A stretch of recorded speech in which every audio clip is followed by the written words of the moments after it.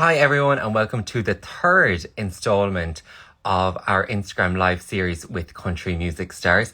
So today we're going to be joined by Claudia Buckley as the new issue of RSVP Country has hit shelves. So we're just going to get her on the call now. We're going to chat about her life, career, and of course, as I mentioned, the new issue of RSVP Country, which she is on the cover alongside Michael English. And there she is. It is Claudia Buckley. Hey Claudia, how are you? I'm good. How are you? I am all good. I was telling everyone there as we started the Instagram live that you were on the cover, as part of the cover for RCP Country this issue. We were chatting all things family, life, career, and Yes. I spotted on your own Instagram last night that you were set planning for your next tour. So I think that is a good place to kick off. So tell us about that. What is it like to kind of have that control of the production? It's what's people saying hello. It's really exciting. I'm probably the most excited for a show that I've ever been in my life before. Because I actually get to, like you said, have full control and sit down, and I've been putting up like suggestion boxes and asking everybody that follows me here and on Facebook to give song suggestions and stuff like that. And I think it's really important to connect with your audience, and I've totally taken all of their suggestions on board. So I was sitting down yesterday, pen and paper, the old-fashioned way, and writing down ideas. That's the kind of way my brain works. If I can see it out in front of me, I'll say that will work, that won't work. But yeah, I'm putting together a really cool dance show. So I'm going out with my own dance band for the first time in November. I've done sporadic dances here and there, but I had already planned to do a concert tour, and I said, look, why not just go for it and launch a dance band as well. So I'm doing that at the same time, and we'll be doing dates throughout the month of November. It's going to be absolutely mental crazy month. We'll be traveling from the north of the country to the south of the country, but I'm so excited. So all is good at the minute, just planning and sorting everything out. And this is obviously a big undertaking, getting the band together, planning the dates and the venues. Is there a bit of pressure that comes with that as well?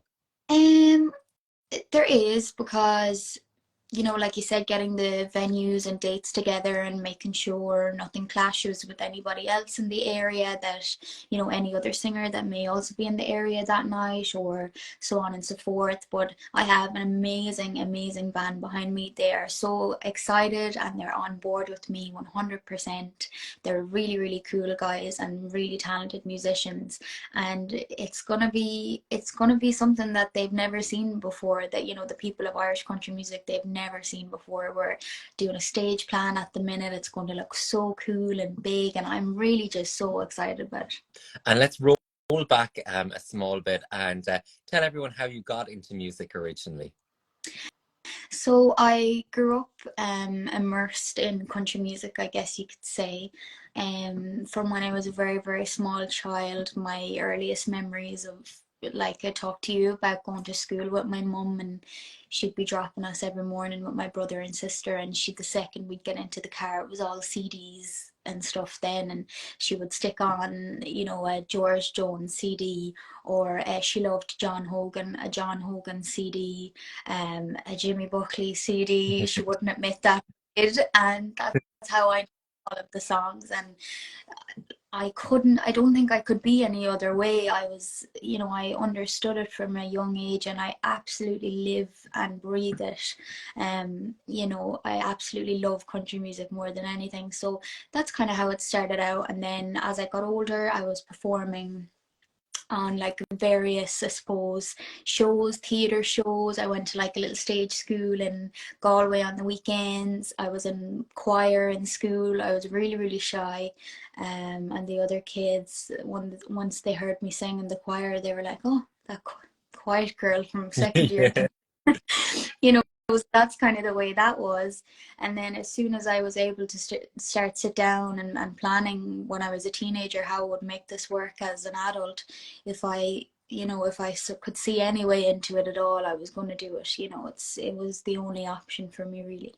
And that's fantastic. And you mentioned your father there, Jimmy Buckley. Is it Yeah. great having that support, coming right from the beginning of your career? And he's kind of been through it all. Yeah, He's unbelievable, really. I feel like as I get older, myself and my dad are actually getting closer all the time, because he started going on the road with the band. It's the same as what I'm doing now. When he was my age, probably a little bit, even a year or two younger than what I am now, and I was just being born. I was only a baby, so I think because I'm getting older, I have so much appreciation for how hard that was back in Ireland, 30 years ago, how tough that was. And dad, he didn't have the help of, like, Instagram lives and TV and radio. That wasn't really a thing. You had to fight tooth and nail to get onto these things and make people listen to you. So I have so much appreciation for him.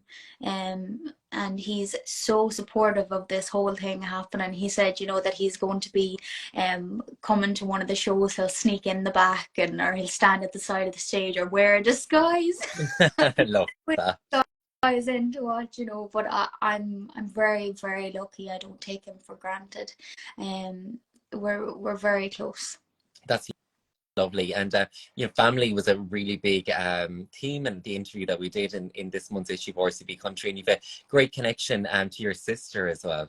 Yeah, my little sister, she's a little doting. It's the only way I can describe her. She is 20, but she is living her best life. She's the hardest worker I think I've ever met. She's in her first year of college. She works in a creche. She loves children. She teaches her own dance classes at the weekend. She's a multitasker like I've never seen, and her work ethic is amazing. And when we are at home, or when I am at home like I am at the moment, me and her are like joined at the hip, and it's amazing. She's great. She's hilarious. I'm a little bit more shy and quiet, I guess, whereas Charlotte is very much so. She's a little bit more animated than me, and she makes me laugh like nobody else. So I think it's great to have her around. And you're still going through a major high in your career, and you're in a great trajectory. But with highs do come lows. What do you think has been the hardest part of your career to date, or what is the hardest part in general of this industry? I think, like, I suppose with social media, Instagram, Facebook, and all of these things, we tend to only share the great parts of our career, or the best and brightest moments, which is great because essentially it's kind of like a portfolio of your work. Thus, so I don't think anybody really shares the terrible days in music, because there is some really tough moments, bitter pills to swallow. There's a lot of rejection. Not everything is a yes. You get told no a lot, and stuff like that. But it has definitely toughened me up. It's given me thick skin, but it took me a long time to get there, and I'm still working on that all of the time. But I suppose, yeah, the toughest parts are definitely when you really want something to work out, be it a show or a something like that, a gig that you really, really want to get, and you're nearly there, you're 90% there, and then something happens and it falls, get told no, or something like that. It's not all easy. It's hard to, because then you, I suppose, start to question yourself. Am I not good enough, or this, that, and the other? But my dad has always told me, if it's not meant to happen, it won't happen, and if it is, it'll happen. But it may just right now, and I firmly believe in that, and I live by that now. And is it hard to pick yourself up when things do go a small bit not to plan or the way that you'd like it? I'm a very positive person. I really, really am. I'm an optimist, and I always really, really try to say, well, listen, today's not good, but tomorrow will be better. So I'm okay. I've a brilliant, brilliant family. Like I said, my mom and my sister are my best friends. My dad, I'm very close to my dad too. And my brother, like, he just thinks what I do is mad. He's not interested in it at all. Like, but he came to a gig once last year, and he thought, oh, this is actually kind of cool. I said, I told you.